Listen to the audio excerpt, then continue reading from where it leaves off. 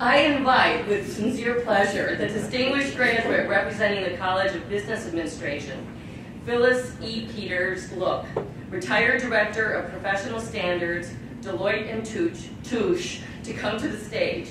She will be accompanied by Dean Joseph Eisenhower, who will read her citation. The College of Business Administration honoree is Phyllis E. Peters-Look. A pioneer for women in male-dominated fields, Phyllis E. Peters-Look is also a mentor and a leader who is generous with her time and her expertise.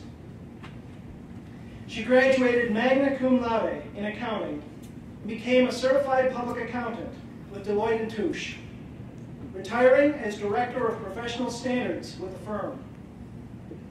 Understanding the importance of the partnership between business and education, she developed a strong relationship between the accounting firm and the university, which continues to this day.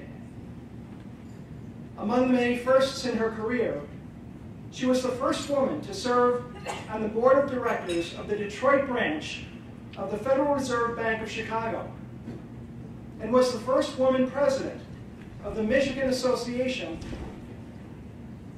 of CPAs. She also held a prominent national position as the president of the American Association of Women Accountants. She's a tireless volunteer in the industry, serving as a mentor in her field, and with the university's Career Education Center, where she helps young job seekers hone their interviewing skills.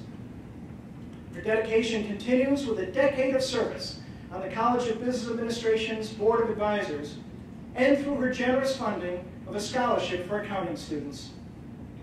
Please join me in congratulating Phyllis E. Peters-Look.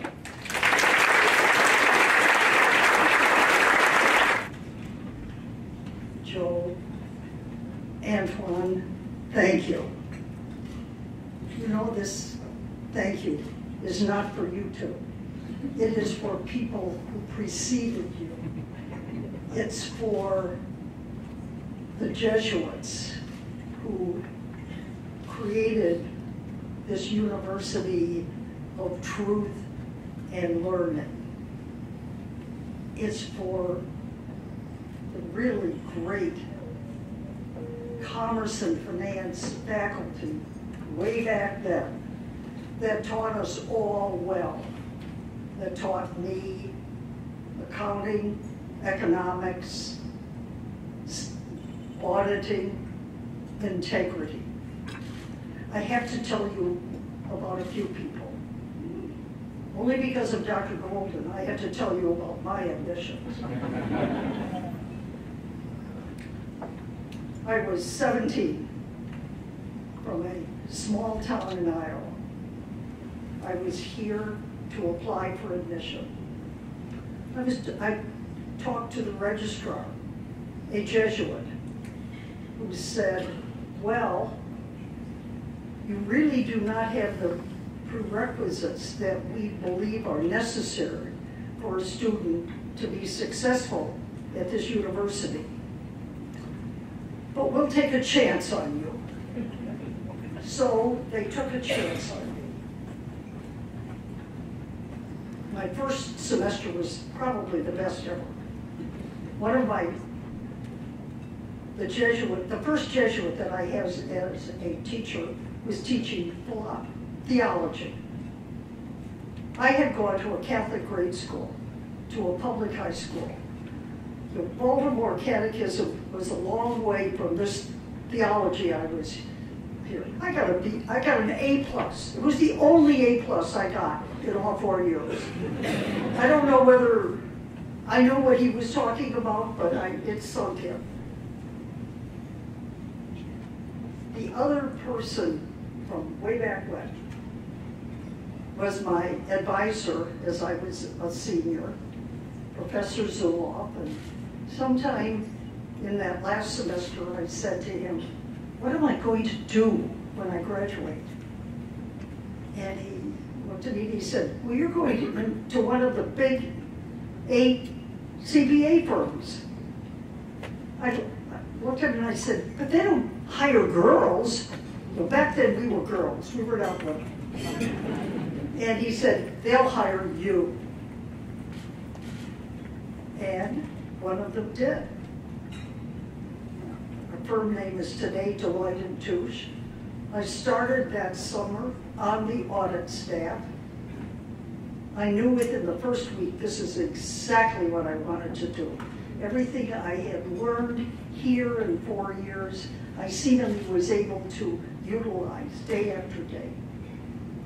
It was exciting, challenging. By the end of 2 years, I was a CPA.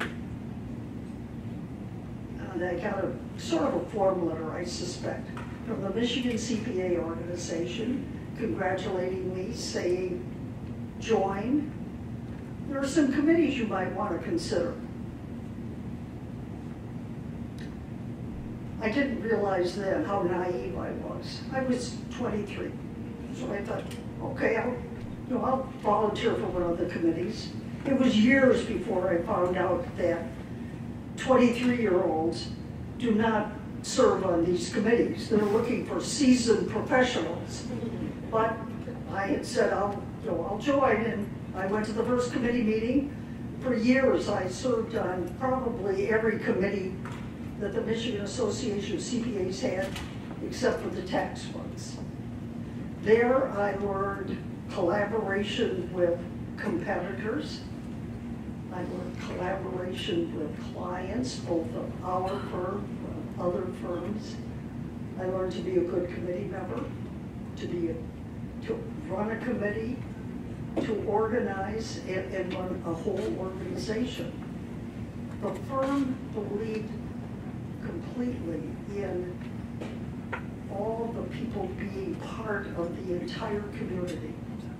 So it was important that we do something other than our audit.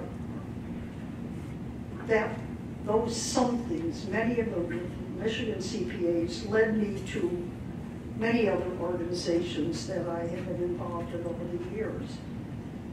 I can't take the time to tell you about them, read about them in the program. Towards the end of my career, I found that I sort of drifted back to the Jesuits. I was introduced to an organization that I knew about but had not been involved in, the Manresa Retreat House in the area.